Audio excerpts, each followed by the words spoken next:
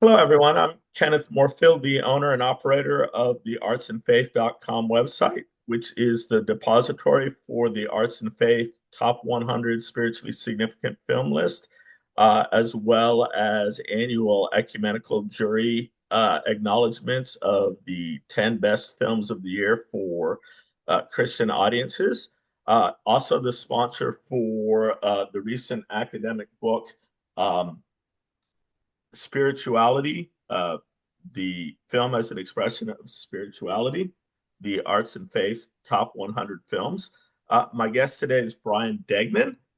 Brian is an author and a blogger at screenattention.com, which attempts to bring attention to art, faith, and beauty and mystery, primarily in film, but also in other aspects of life. Brian, thank you for joining us. Thank you. Thank you for inviting me. All right. Generally, the first question I ask everyone of my authors for the Arts and Faith interviews, what was the title of your chapter or contribution to the Arts and Faith anthology, and why did you decide to write it? So the title was Loving Someone in Darkness, The Silence and Voice of God in the Arts and Faith Top 100 Films.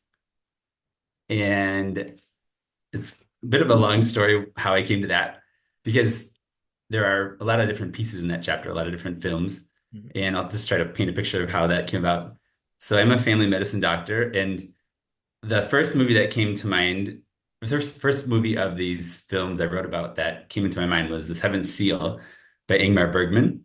And actually, the first time I thought of that film, I had thought of it in relation to my profession, medicine. I'm a film lover and I'm a doctor. I thought, yeah, perhaps someday I'd write something about illness and medicine and how that relates to film. And so I thought, Seventh Seal, and let me look at that. There's that deals with the plague. And so I watched the film in that context, but then the thing that I came away with after that viewing was not so much that I wanted to write about medicine and illness in Mhm. relation to that movie, but more that the movie had so much about the silence of God that just came back again and again, over and over. And as a Christian, I found that so challenging, but yeah, challenging in a good way.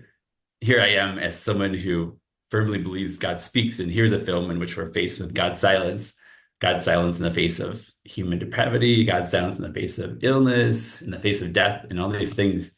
And the title of the chapter, which includes the words "loving someone in darkness," it comes from a quote from this movie. The knight in the film, if you've seen it, if others have seen it, there is a death character that represents death, meeting him on the beach, challenging him to a chess game. And later in the film, the knight, as he's going through a severe trial of faith, he says, "Faith is a torment. Did you know that? It's like loving someone in the darkness, no matter how loud you call." And that's actually what led me to that title.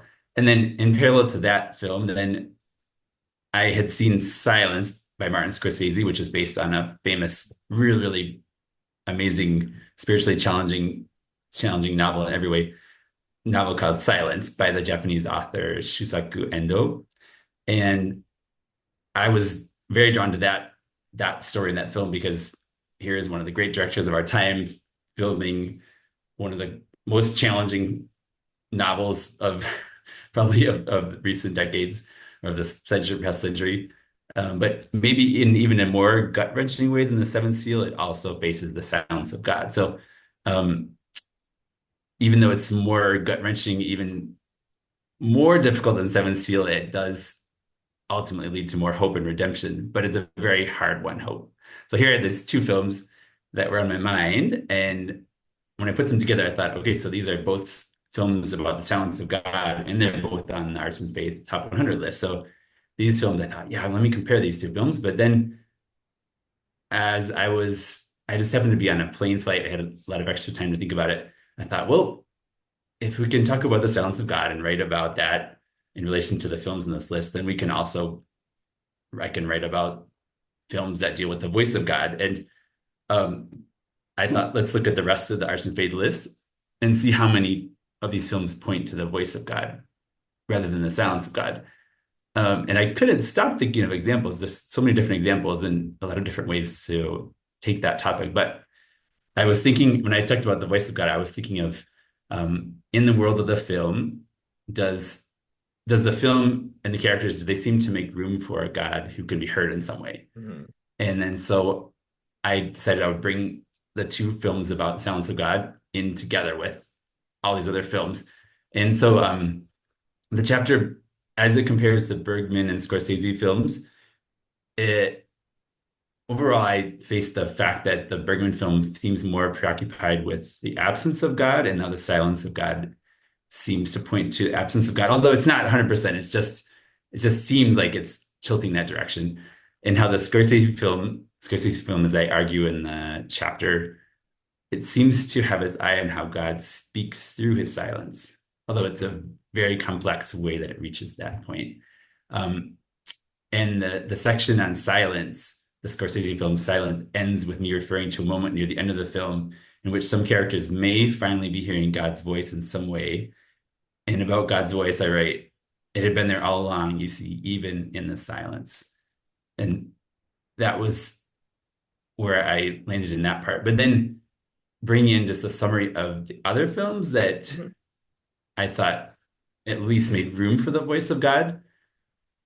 They were films like really three main groups of films. One I started with some of the few films about Jesus on the list, which are Gospel according to St. Matthew and Miracle Maker. And I talked about those movies, but then I talked about films that seem to hold up the voice of God as speaking into issues of justice, like Ava DuVernay's Selma about Mhm. Martin Luther King Jr. and the events in Selma.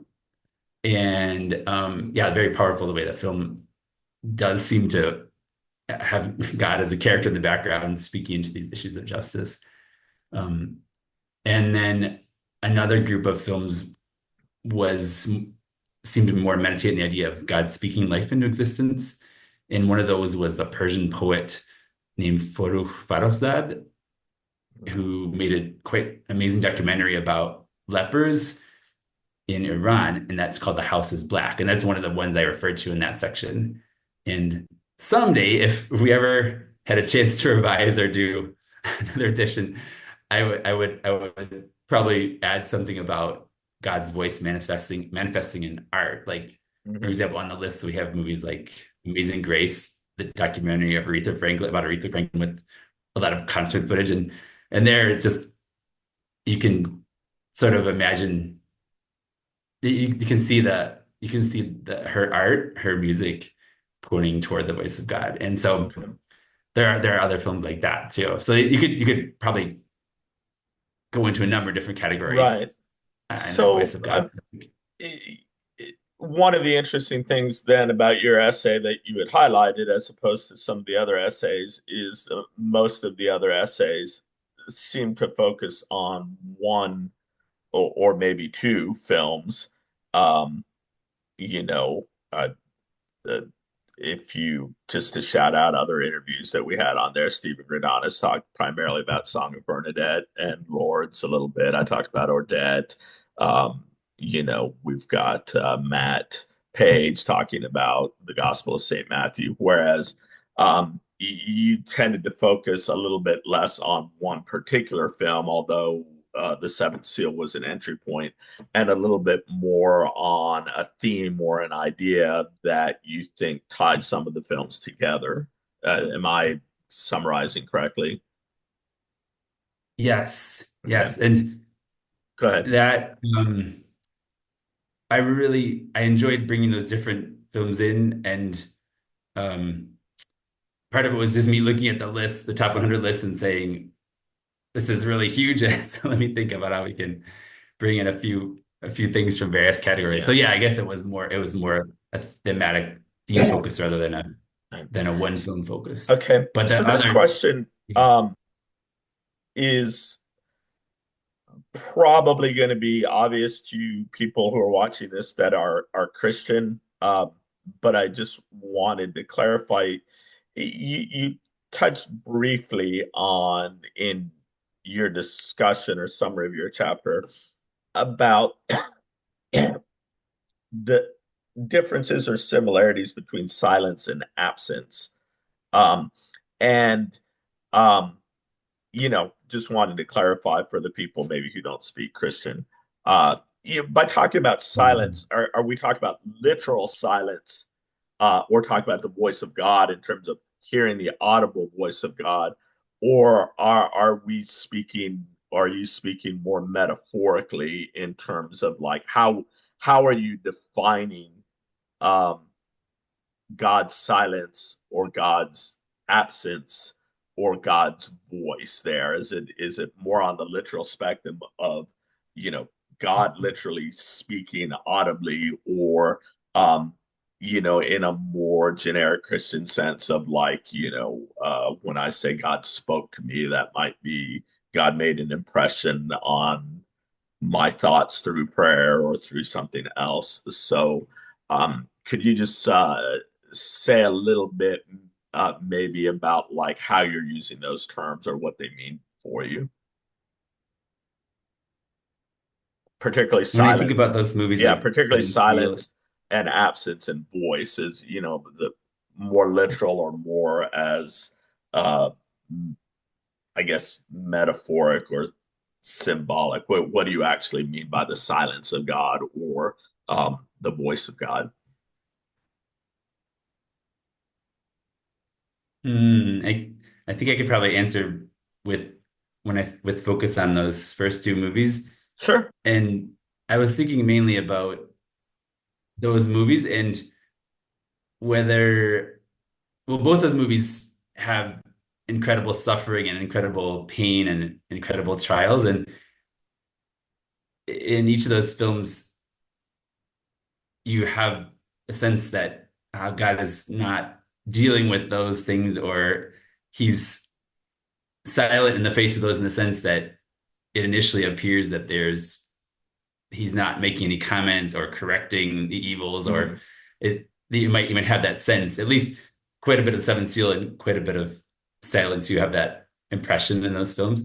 Um, but yeah, not necessarily. I wasn't necessarily in this chapter. I wasn't often thinking of, is God's voice is is God's voice truly heard in this movie, or yeah, or more like, does the movie show us a vision of a world where God is in some way working in response to evil, or in some way working in response to, or is maybe in some way, that's another way to say it. Is he working in response to those things? Is he dealing with those evils? Um, is he helping with solutions to those Okay. evils? Not necessarily just hearing his voice with our ear, but although there may be sometimes some films where there seems to be a little voice of God, but more just the idea of, is God responding? Is he helping people find solutions? Is he doing things to heal the situation? Okay. And like the sense that, no, those movies, like, he's not doing that, at least initially in those movies, people are sensing that in those films. Like, where is he? What is he doing? Right. Why is he not So we're here? not Those, we're not talking literally about the literal voice of God speaking to the mystic or the prophet, where, God directly makes his desires known or the intentions known through speaking in the burning bush or appearing to yes, Saint yes. Bernadette. Uh, I guess we're talking about, um, you know, um, God interacting with human events or influencing human events and human history, or human events and history or personal events unfolding in such a Mhm. way as to affirm to those who are watching it that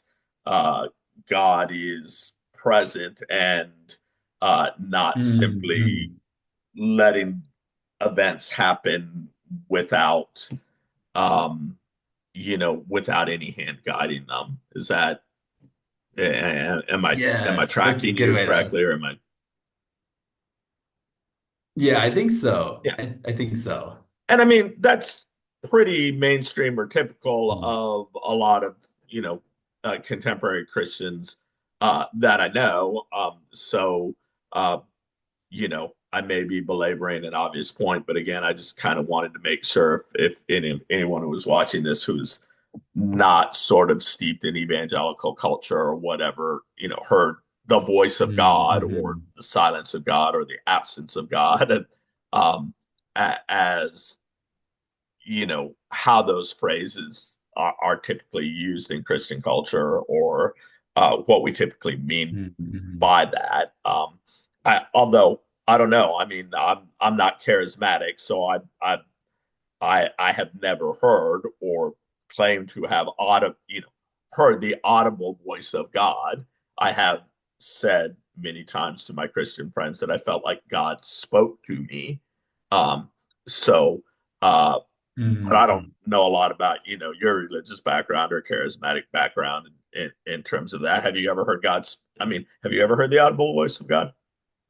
I know some Christians who claim they have. I would say my experience is similar to yours Okay, so in when you that say like God I would usually say speaks or I God feel speaks to like God you, is showing me this. I yeah, feel like, yeah. but When not you say God speaks or necessarily God declaring speaks to and not. you feel like God is communicating to you. Speak is more like a metaphor for God communicates to you through some way. Yeah, I think I definitely believe he communicates, but normally it's not a yeah. I can't say that I've Yeah. literally had something where you think, oh yeah, God definitely was speaking. Yeah, usually where I have a sense that he's speaking through others, Mhm. through Holy Scripture, through um prayer, Film. like those in some way, but yeah, still feeling usually I would express it as like I sense that he's showing me Yeah. this, or I sense that he's leading me this way. Okay. So yeah, sorry for that little detour. Um, the Arts and Faith Top 100 list.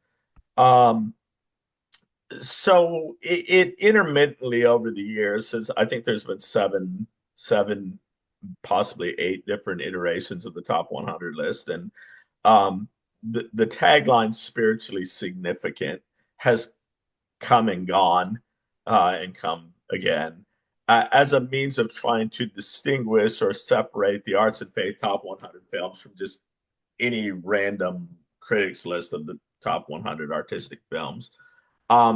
What does that term spiritually significant mean to you? If anything, what makes a film spiritually significant? What makes these films spiritually significant?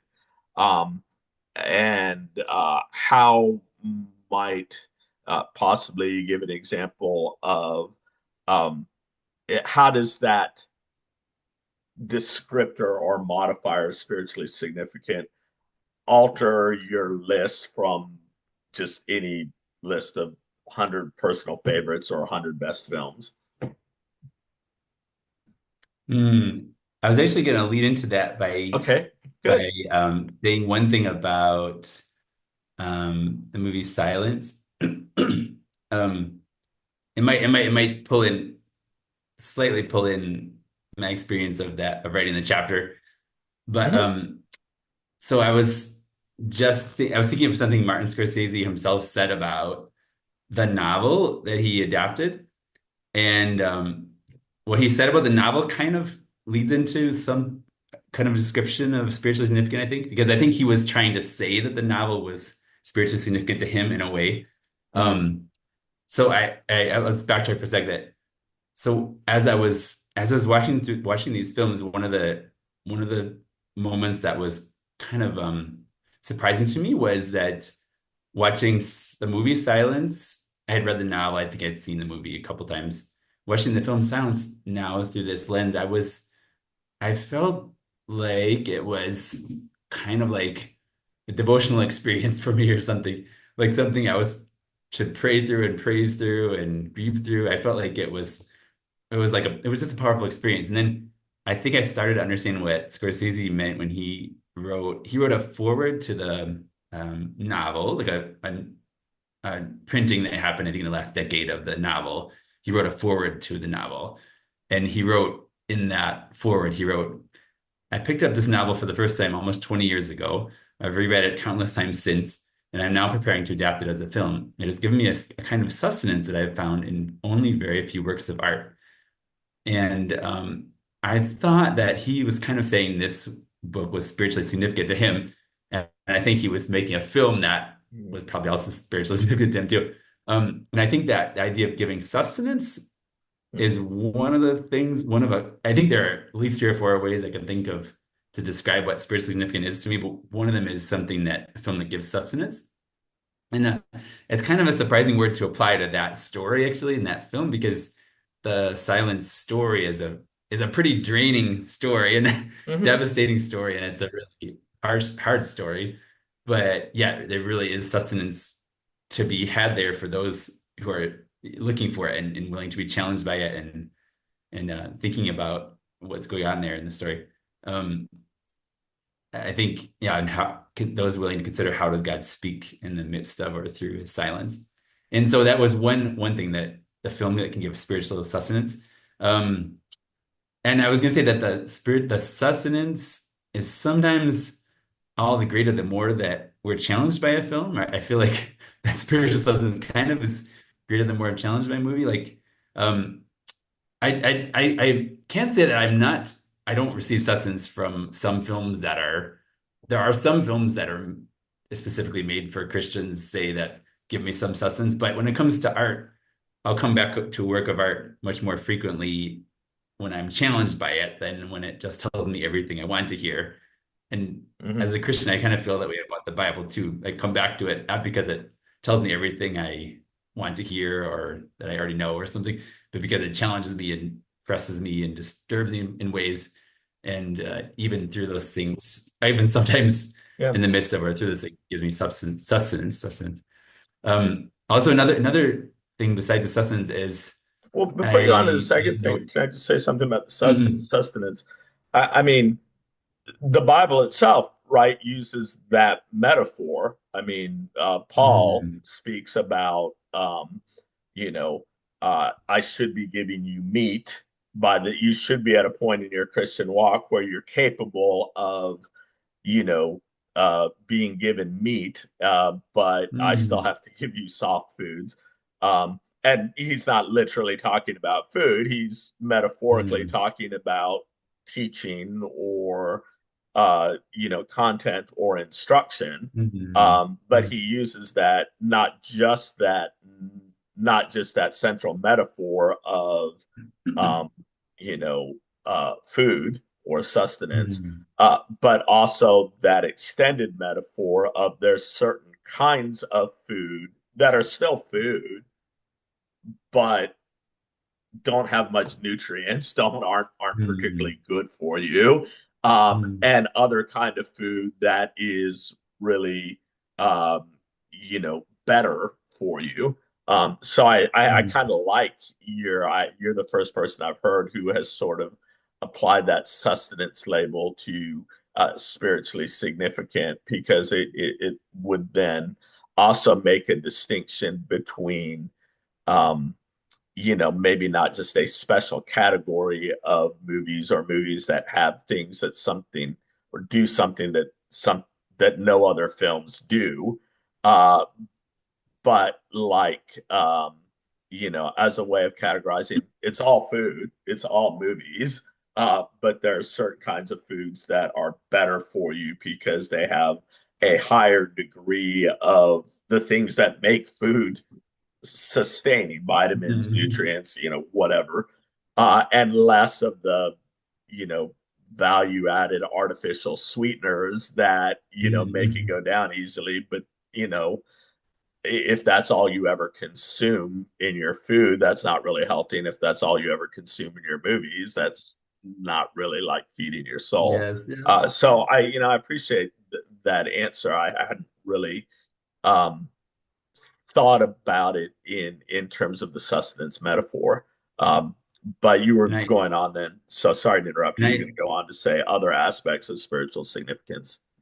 and in fact, in that sustenance one, I only thought of that just tonight Mm, as I read Scorsese's comment about it. I knew I'd read that forward before, but I thought, I think he's found that spiritually significant. I think he's found that novel significant in his own life. It seems, and then maybe he made a film out of that sustenance he sure. received. Sure, he said I it in was, his language, but in our language, he's saying the same thing. Just the terminology is more personal to him, or is mm, in an idiom that he's more fluid in or conversant in. mm. And I was just Than the thinking of a idiom couple other that things. we One is use to talk to each other. You know. mhm. Another thing I thought those movies that are spiritually significant tend to be more open-ended than closed-ended. Okay. They tend to ask more questions than answers, but Yeah. not only questions. I feel like the film should at least consider the answers, even if it leaves some room to doubt them. But I think, yeah, some questions are important. And I think that if we're willing to be challenged by them, I think that can really be spiritually significant. And then I thought of beauty, truth, and mystery, and those are three of the things I thought of that I think I'm sure I've learned a lot of that from the arts and faith community, from you Hmm. and others like Stephen Goudanis and Jeff Street, like Hmm. those been reading over the years. I feel like I've learned that from you guys. Um, those three things I feel like when they're presented in art in a way that invites me to reflect on, for me, the beauty, truth, and mystery of God. I feel like um, when there's art or film that brings us to see beauty, truth, or mystery, and invites us to consider. I mean, the filmmaker themselves might not um, articulate it that way, that they're inviting us to reflect on the beauty, truth, and mystery of God, but I find those, and I find movies fall in this category when they invite me to consider that. I Yeah. think and it might look Yeah. different for So other I people. mean, that might not be their intent, but that's the impact that it Mm, has on you. And I hear you making a yeah, so, distinction between, um, not to pick on everyone's favorite, thing that we love to pick on, but unlike say the Christian movie industry, the typical pure flex Sherwood film that sort of attempts to indoctrinate or give you the correct answers. mm, More you tend, I hear you saying you tend to gravitate more towards films that ask you the questions and invite you to wrestle with them and develop your own mm, answers rather than just to adopt the answers that the filmmakers have adopted and are trying to persuade you of or give you to adopt, for years, um, to give you to adopt. Is that mm, um, mm. accurate or you know? Yeah, and that Yeah. describes that side of it. Okay. And I actually was thinking about this question too. I was thinking of my own personal favorites list and Hmm. how much does it overlap with the arts and faith list. And there are some films on my personal favorite list that are on the arts and faith list, like films like Of Gods and Men and When You're Wrong About. There's well, a lot of others. Babette's Feast, like there are other ones too, of course.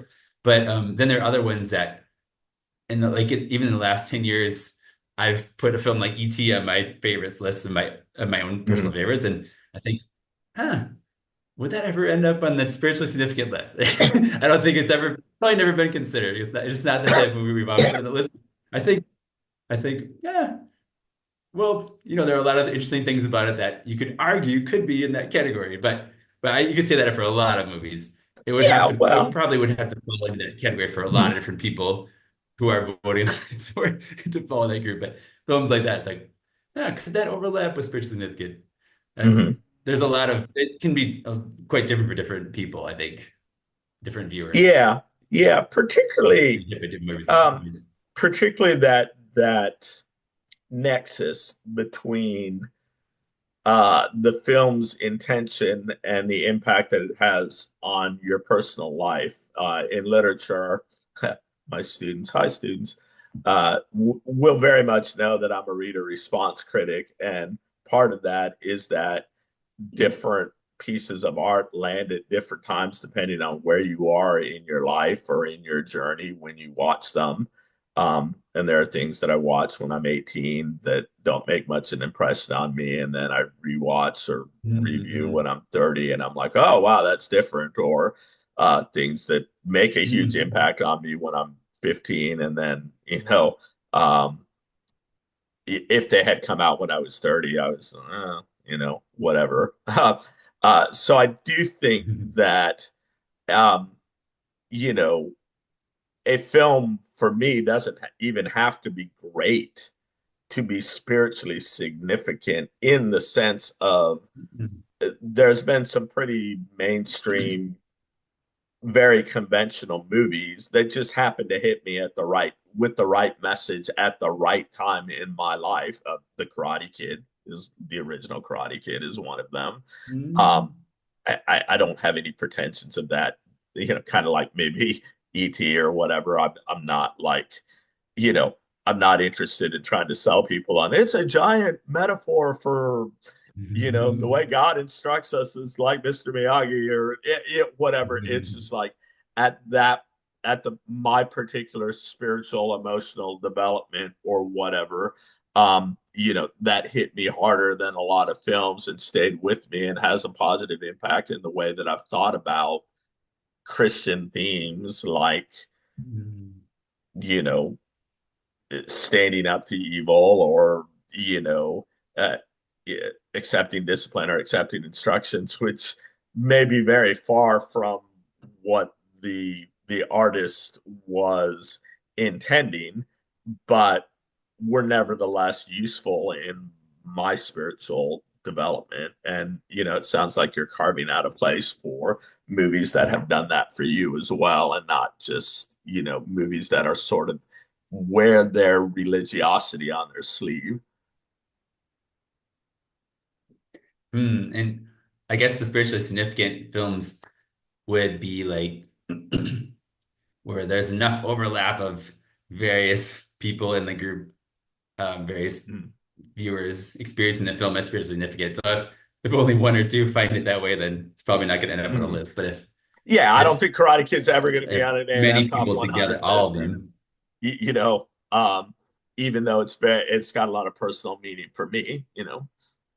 Um, so, speaking about that sort of negotiation between the individual and the corporate, the list is a corporate list, and our 2020 arts and faith list, from which the book is taken, uh, we initially um, ran a vote, and then some of us were dissatisfied at the results.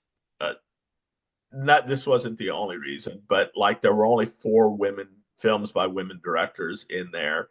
That the list seemed too white, too male, Mhm. um, too um, American, maybe, although not as much, but definitely too white, too male. So we went back and we limited it to one film per director, and that was part of an ongoing conversation.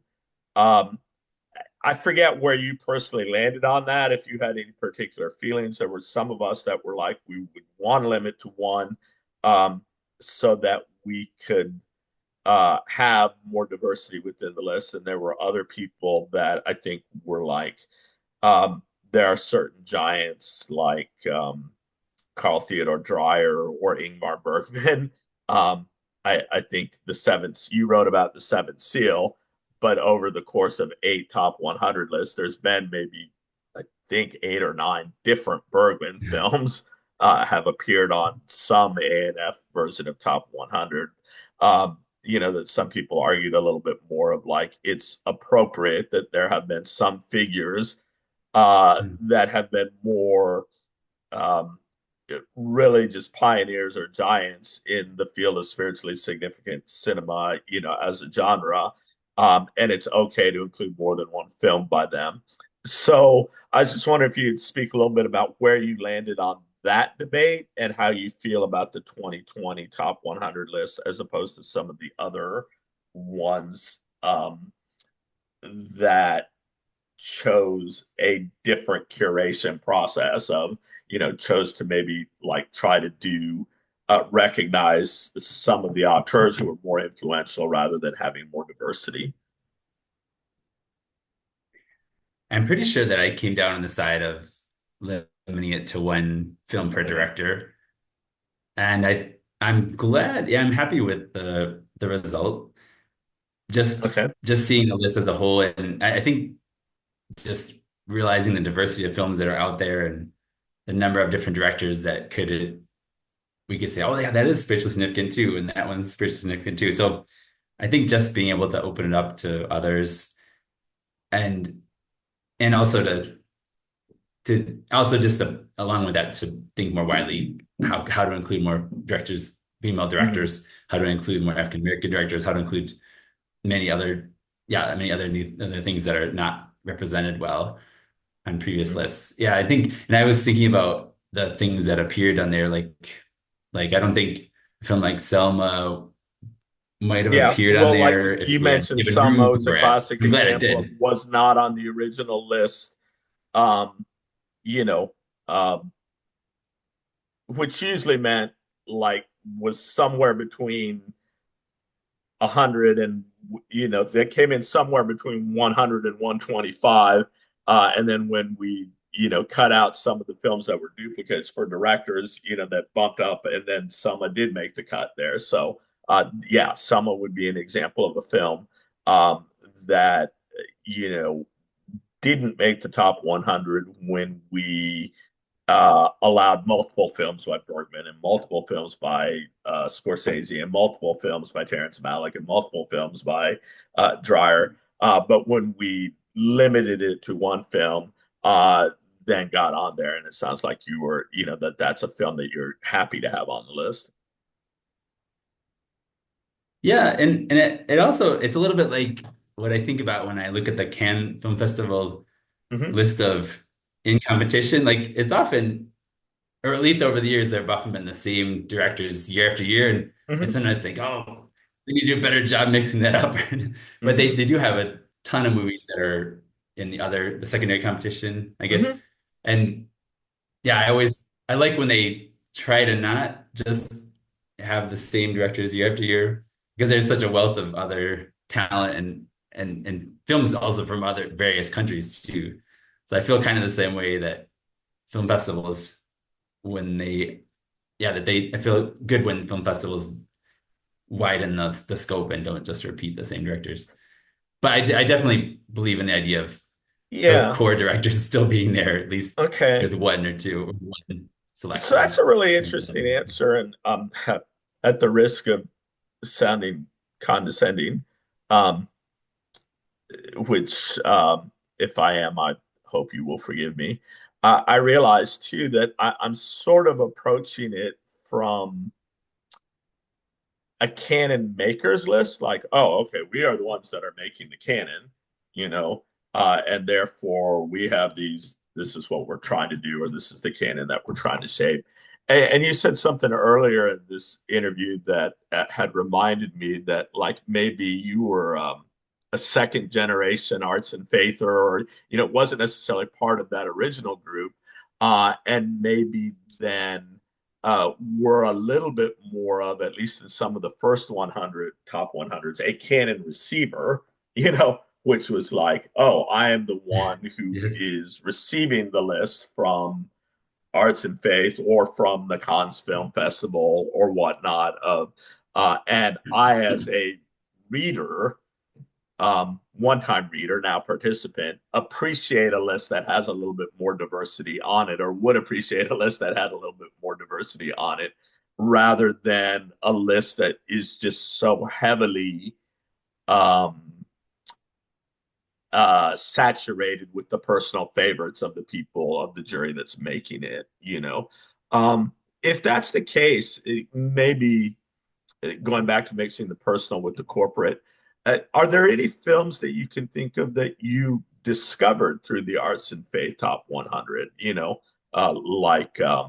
Like now you're a voter or whatever, but maybe where as a result of interacting with Arts and Faith or the Arts and Faith Top 100 list, where you were like, oh, I didn't really know that film, or I hadn't really heard about that film, but then someone on Arts and Faith challenged it, or I saw it on this list or whatever. And then I was like, wow, I'm really glad that I found that. Definitely there are a lot of I'm sure that going back like 10, 15 years, I'm sure that that's how I came to see a Mm. lot of movies by the Dardennes and Okay. um, some um, yeah, what other films? And my mind is blanking here. Yeah. Bresson, like Bresson films. Yeah, Yeah, just being I mean, introduced to those I films. don't think I ever would have discovered Robert Bresson if not for the influence of Doug Cummings on the Arts and Faith list and his championing of Balthazar, which is not even my favorite Bresson film, but uh, wouldn't have gone on to some other ones. And I think you mentioned the Dardannes, which I think also Doug had a pretty heavy influence of, bringing that to the attention of the arts and faith voters um, as being some films that maybe we weren't aware of because they're less knowledgeable about international film than um, than just American films that we had discovered. So I like your mentioning Bresson and Dreyer, or I'm sorry, Bresson and Dardan's. And I actually have a couple. I just was going down my notes that on the newer lists, I there could be overlap with the previous Hmm. list, but definitely I'm pretty sure that Charles Burnett's film To Sleep with Anger, I'm pretty sure that's a new one on the list. Yeah. And that really blew me away. I really, really appreciate seeing that. And I don't remember having a desire to see it when I saw the description of it when it first came out, but I saw this is an amazing film. And so that Yeah. I came to from the list. And actually both Lord and Songbird that I was not familiar with really at all Hmm. until I saw them this past couple of years. Hmm. Um, yeah, all those and some of the top 25 lists have also really influenced me as well. Hmm. Like for example, seeing what list was it? Maybe it was the list of on Mercy, top 25 on Mercy. The top number one was Monsieur Vincent, Uh-huh. which was a wonderful movie. I never would have seen it, I don't think. And then I went back and I was shocked to find Pauline Kael also loved it as well. But that's Yeah. kind of movie that I never would have come across, I think. But a number of the top 25 lists I've had. And The Yeah. Phantom Carriage, I think another top 25 list, film that came out of nowhere that ended up in the top 100. Yeah. So I Those are think all new that, to me.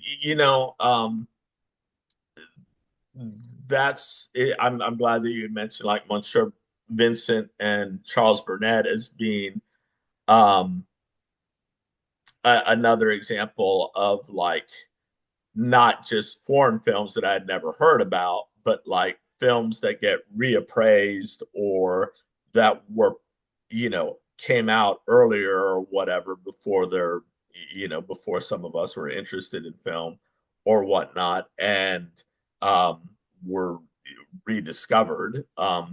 Maybe were influenced. I certainly think that Darren Hughes, as a longtime arts and faith participant, had a lot of influence at a certain point, really in the late 2010s, of saying maybe the list is drifting towards being a little too esoteric, a little too international. And there are examples of spiritually significant films within the American studio system or independent system, if you're talking about Burnett, that Hmm. we haven't paid enough attention to.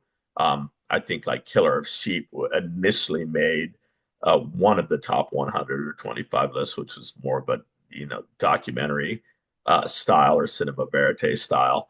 But then, as the influence of just getting Charles Burnett on people's radars through Killer of Sheep, um, I think Andrew Spitsness was the one that really championed To Sleep with Anger a little bit, of like, hey, it's not just this one film that someone else mentioned, but then that gets the filmmaker or the artist on your radar, and gives you a Hmm. whole sort of another path to explore.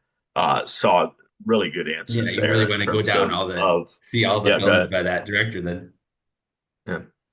In terms of why we do what we do or why we do the list or why we write the book in some ways, um yes, it's to champion our personal favorites, but also to maybe expand, um, expand the horizons a little bit for people who are interested in these topics but don't have time to devote their life to, you know, going to the art house cinema three times a month and, Mhm. tracking down all of the latest films from, Europe or the Middle East or something like that, and uh, being able to find some trusted readers who have similar sensibilities or similar interests, that are able to maybe just focus people's attention a little bit more on stuff that's like it's out there, it's out there and it's worth your time. You know? Mm. So, Yeah, I love the way the Brian, do you arts have and faith other processes. comments you want to make about, or questions you have, or comments you want to make about either arts and faith or the top 100 list or the book? Anything we haven't covered? I don't think so right now, but I'm I feel like it's kind of uh been the arts and faith group and process has kind of been an adventure, sort of inviting me on an adventure in Hmm. discovering cinema and discovering art in general. And I mean, it's built on a love I had of films going back to teen years, but taken in a whole new direction, much greater, much more wide and deep than I would have gone on my own. So I really appreciate that adventure Okay. that I've been Excellent. able to Well, come and I along on. appreciate I appreciate hearing that. And if you're out there listening to this interview and you're still with us, thank you. If you want to join Brian Degnan or Kenneth Morefield on that adventure, some of the ways that you can do it, you can read the book "Faith is an Expression of Spirituality: The Arts and Faith Top 100 Films." You can come visit us at artsandfaith.com and check out some of the lists that we have created and curated and recommended for you. There is a Discord community that intermittently, when we're voting on new lists or occasionally discussing movies, uh, that has sort of substituted back for the days in which Arts and Faith was a message board. So even though the message board part of Arts and Faith is no more, the adventure continues, the journey continues, and we hope that you will uh, maybe join us on that adventure of really thinking deeply about what makes art spiritually significant, giving attention to mystery and beauty in art and in your life. Brian, thank you so much for joining me. And thank you, everyone, for listening. Okay, thank you so much. I'm going to